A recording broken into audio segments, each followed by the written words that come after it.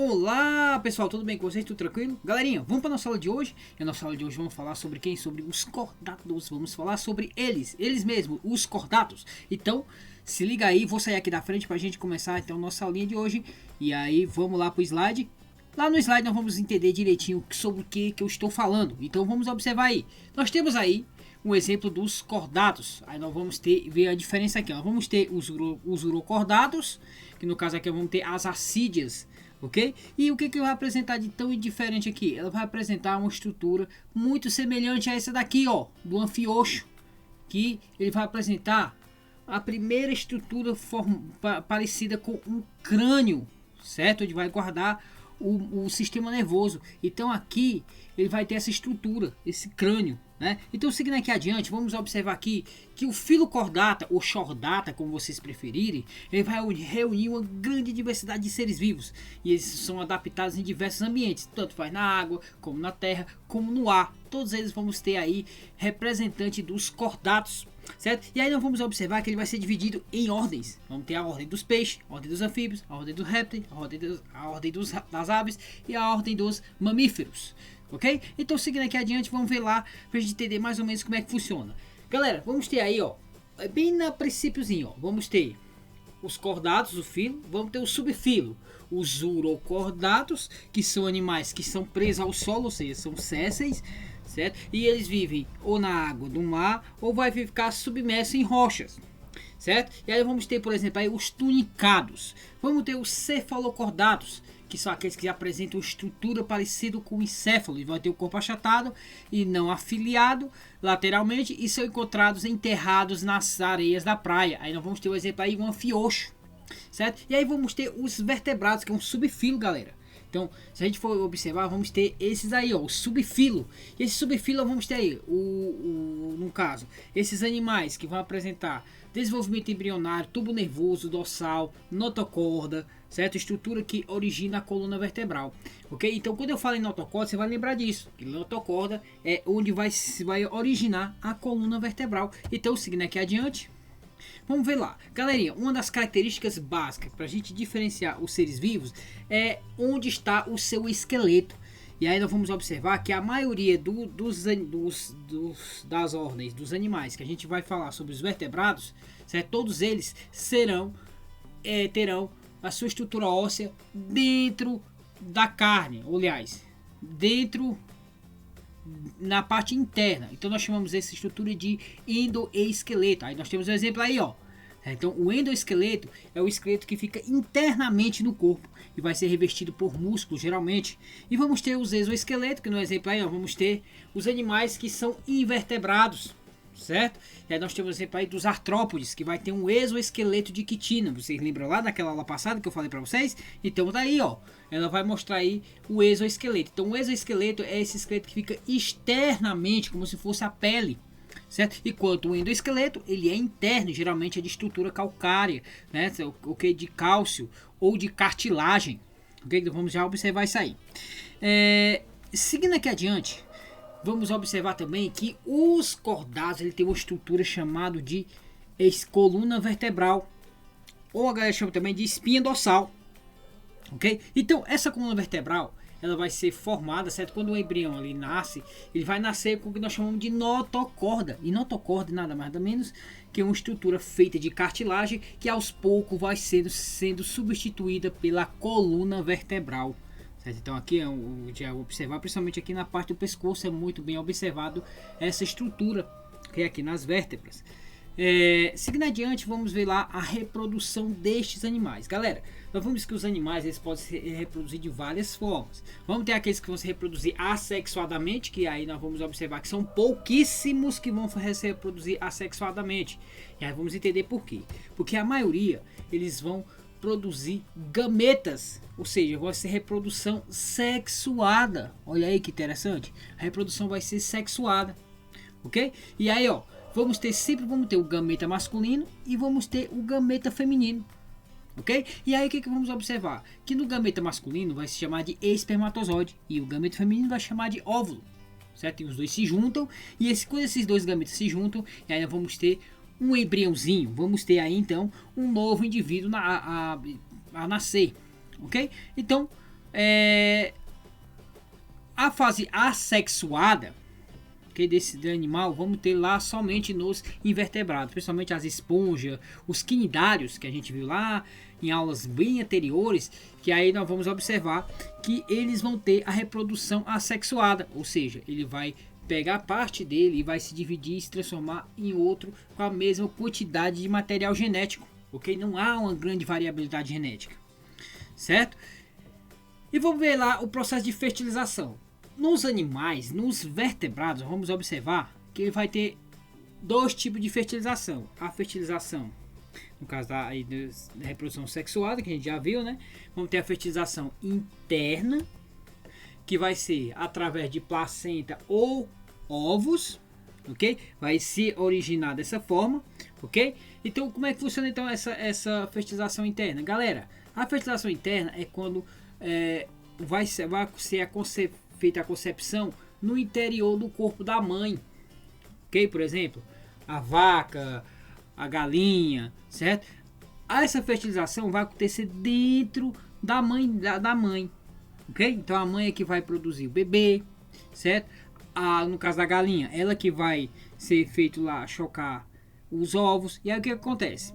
A fertilização acontece interna, ok? Por isso que quando a galinha põe o ovo, com uns dias, que nós vamos ver daqui a pouco, os pintinhos vão nascer, ok? Então o exemplo aí, ó, o exemplo clássico. E aí vamos ver lá a tipo de fertilização externa, que no caso aí vamos ter os sapos, certo? E aí como é que acontece no sapo? O sapo ele vai jogar o seu óvulo e depois o sapo macho vai lá com o seu espermatozoide e aí eles vão se juntando com o outro. Mas o que acontece? Nós não vamos observar que não tem o desenvolvimento do bebê dentro do corpo da mãe, ok? Não tem. E aí seguindo adiante, o desenvolvimento. Aí o desenvolvimento pode ser dentro da mãe, que a gente já viu, placentário, ou dentro do ovo, fora do corpo da mãe. Esse é também um desenvolvimento do ser vivozinho, beleza? Então, ela é interna, placentas e ovos, ou externa.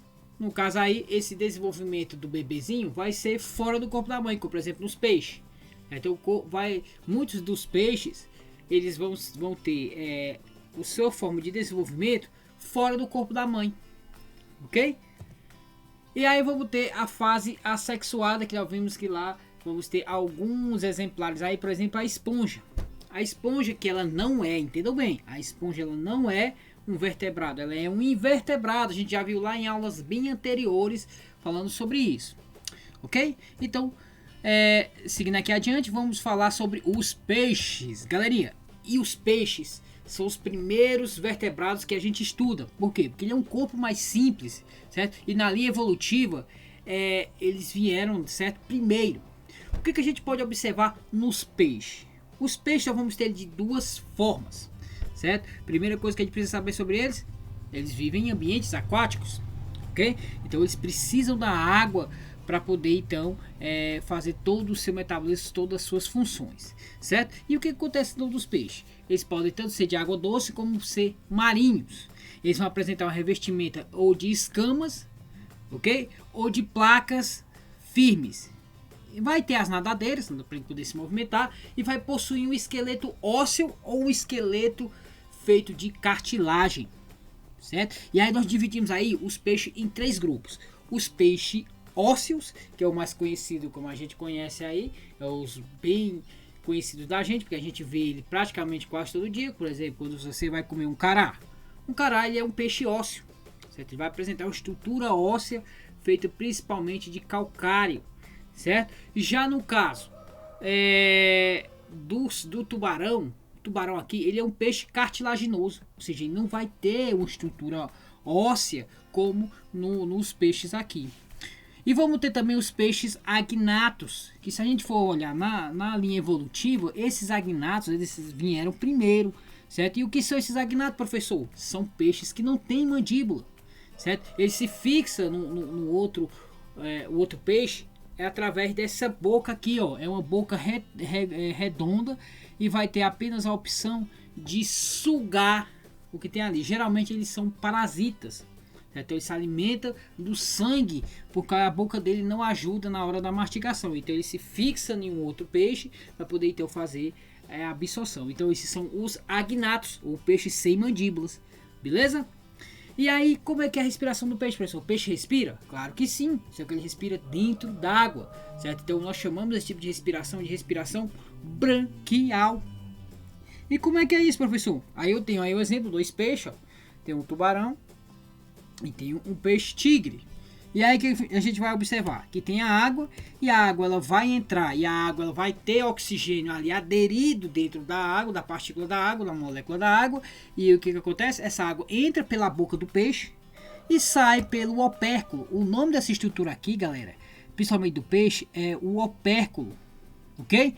E aqui no caso aqui, ó, do tubarão, ele vai ter essa estrutura aqui, certo? E essa estrutura que vai fazer então é que a água seja dispersada, certo? Então aqui, ó, nos peixes ósseos nós vamos ter os opérculos, e aqui no tubarão vamos ter essa estrutura que não é um opérculo, né? Um opérculo é essa estrutura aqui que nós vamos ver, e vai ter uma camada aqui feita uma placa óssea para poder então fechar e abrir, e assim ele vai absorvendo o oxigênio que está presente dentro da água. Então, se perguntar para você, meu querido aluno, como é a respiração do peixe, aí você pode dizer sem titubear que é branquial. Então a respiração do peixe é branquial, ok? Então vamos ver aqui mais ou menos como é feita a estrutura do peixe. Então o peixe ele vai ter, galera, uma linha lateral, e a linha lateral, galera, ele vai ter uma função de sensorial. Então ele vai se guiar como é que anda ali na água através dessa linha lateral. Eu não estou vendo, professor, essa linha lateral. Já vou mostrar para você onde é que está essa linha lateral. Então a linha lateral está bem aqui. Deixa eu pegar aqui a canetinha. Ó, isso daqui é chamado de linha lateral, ok? Então essa linha lateral ela vai ter essa função sensorial, para poder guiar o peixe, para ele saber onde é que ele está, certo? Se ele está em um local perigoso ou não. Então ele vai servir como sensorial. Outra característica muito importante aqui é sobre a bexiga natatória, certo? Os peixes eles vão ter uma bexiga natatória. E o que essa bexiga faz, professor? Eu já até coloquei aqui, ó, regula a flutuação. Ou seja, quando o peixe ele vê que está em um local muito abaixo, o que ele vai fazer? Ele vai encher essa bexiga natatória com ar, e aí ele sobe, beleza? Aí, por exemplo, ele quer comer algum alimento que está um pouco mais abaixo, o que ele faz? Ele esvazia a bexiga natatória, então ele desce. Então é assim que funciona. Então ele vai ter uma estrutura bem simples. Aí vamos ter as brânquias, ó. Ele vai ter o sistema circulatório dele. Ele vai ter apenas uma circulação. A gente não pode esquecer disso, né? Então a circulação do peixe ela é unilateral, ok? E vai ter apenas um tipo de circulação, certo? Esse aí é os peixes ósseos, galera, porque os peixes cartilaginosos, como esse aqui, eles não vão ter essa bexiga natatória, okay? Então eles vão ter uma outra forma de poder controlar se ele flutua ou se ele boia.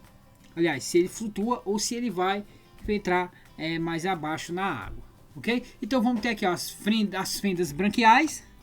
As fendas branquiais é por onde a água sai. Você lembra ó, que a água entra pela boca e sai por aqui, ó, pelas fendas branquiais. Outra coisa que a gente precisa observar aqui, ó, que a estrutura de um peixe condrite, ele vai ser totalmente diferente. Ó. As barbatanas vão ser diferentes, certo? Ele vai ter essas formas aqui, ó. E o rabo também vai ser diferente, ó. Ele vai ser pontiagudo aqui e aqui não. Certo? A nadadeira aqui vai ser diferente, essa nadadeira dorsal, ok? E vai ter um estômago simples e vai ter uma válvula espiral, que é uma válvula que vai aumentar a absorção do tubarão. Okay? Então o tubarão ele vai comer, vai digerir, e aí quando ele chega aqui ó, nessa válvula espiral é que vai ser bem melhor aproveitado os nutrientes advindos do alimento. Ok? Ok, galerinha? Então essa é a estrutura básica dos peixes, e eu acredito que nossa aula fica por aqui, beleza? Então, até a próxima, galera. Valeu e tchau! Até a próxima!